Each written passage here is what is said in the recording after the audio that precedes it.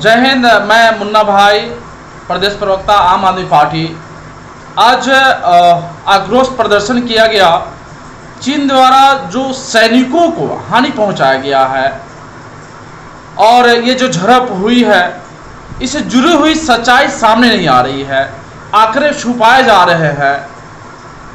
आज चीन का भारतीय बाजार पे दबदबा हो गया है। उसके लिए कोई ऐसा कानून या कोई ऐसी पॉलिसी नहीं बन पा रही है। सरकार सैनिकों को उचित मुआवजा भी नहीं दे पा रही है।